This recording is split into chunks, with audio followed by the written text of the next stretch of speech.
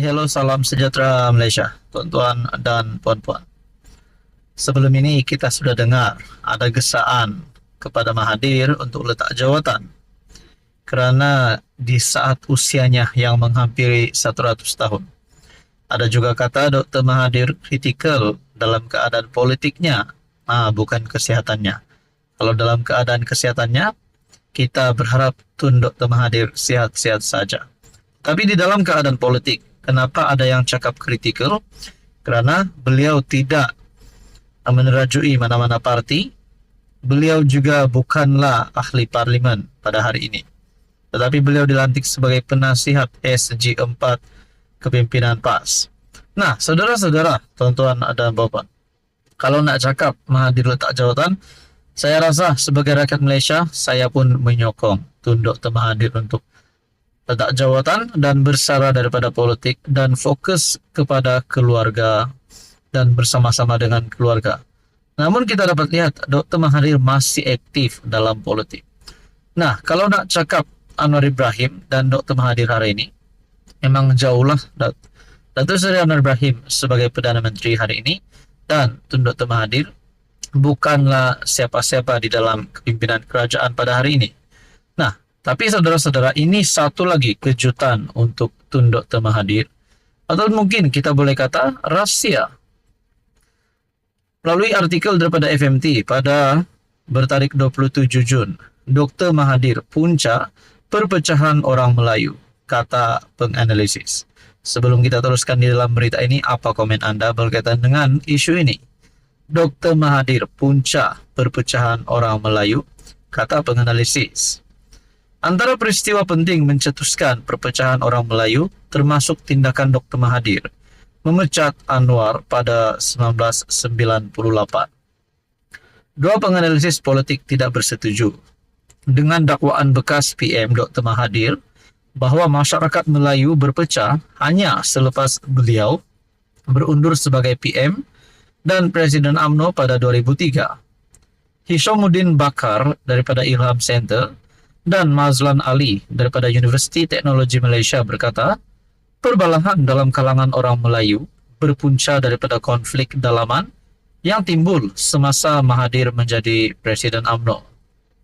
Hishamuddin berkata, keputusan Mahathir memecat Anwar sebagai timbalannya pada 1998 memecah belahkan asas sokongan Melayu parti itu.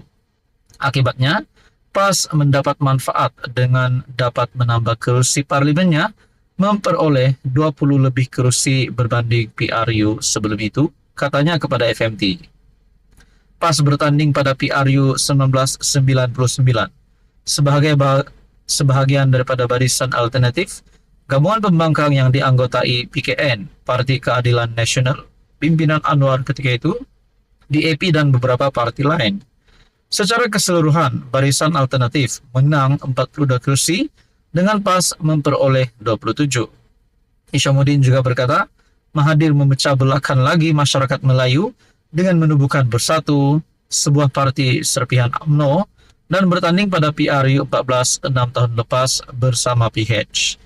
Beliau berkata demikian selepas Mahathir dalam temu bual eksklusif dengan FMT. Baru-baru ini mendakwa perpecahan yang kini berlaku dalam kalangan orang Melayu berpunca daripada ketidakcekapan penggantinya. Sementara itu, Mazlan merujuk kepada krisis lain yang berlaku semasa Mahathir menjadi PM dan Presiden UMNO. Jadi saudara-saudara, berkaitan dengan isu ini apa komen anda? Adakah anda setuju? Anda boleh komen di bawah. Halo semua, salam sejahtera Malaysia, tuan-tuan dan puan yang amat dihormati. Adakah ini satu lagi kejutan buruk untuk kepimpinan pembangkang? Setelah disahkan, Dun Nenggiri akan memilih semula pada 17 Ogos ini. SPR sudah menetapkan 17 Ogos sebagai hari mengundi bagi mengisi kekosongan kerusi Dun Nenggiri yang sebelum ini diisytiharkan kosong. Pengerusi SPR Ramlan Harun berkata, hari penamaan calon pula ditetapkan pada 3 Ogos.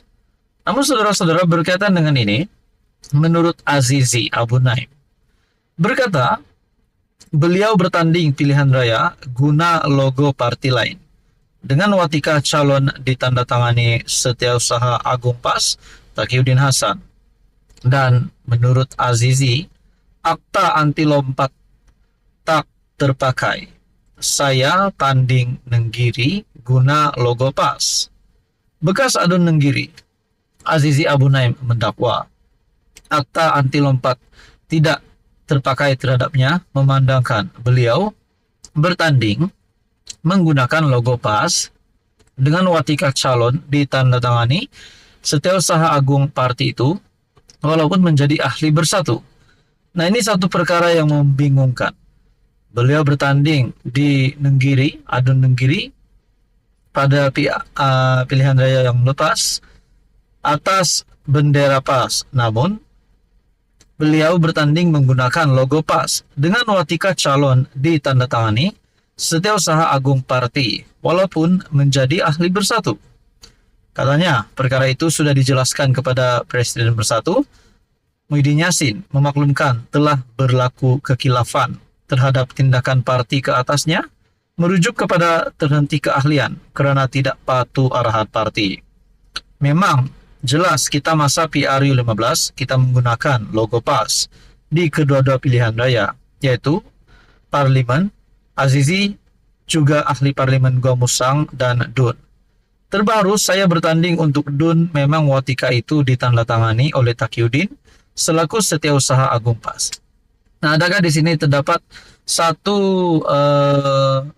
peluang bagi Azizi supaya kursi ataupun kursi adun Nenggiri yang diperoleh beliau sekarang itu dibatalkan oleh SPR untuk dikosongkan? Nah, itu menjadi persoalan.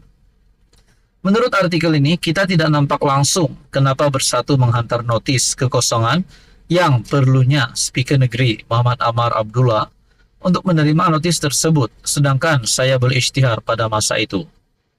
Azizi juga memberi contoh bekas ahli Parlimen Pasir Mas, Ibrahim Ali, yang pernah bertanding bebas namun menggunakan logo PAS. Jadi pada masa itu tidak ada parti. Jadi saya boleh pastikan, pada masa itu saya bukan Bersatu sebab saya menggunakan logo PAS.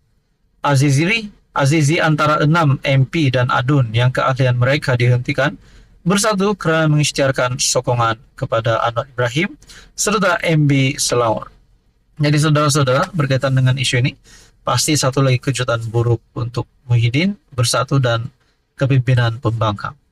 Tapi kita tetap fokus pada PRK DUN Sungai Bakap pada masa akan datang. Nah, semoga ini tidak menjadi satu pembawaan negatif kepada pengundi-pengundi pembangkang di DUN Sungai Bakap. Takkanlah di DUN Sungai Bakap nanti kalah lagi, satu lagi keputusan yang pasti mengejutkan Muhyiddin Yassin. Jadi berkaitan dengan isu ini, apa komen Anda? Sekian saja, teruskan bersama di dalam channel ini.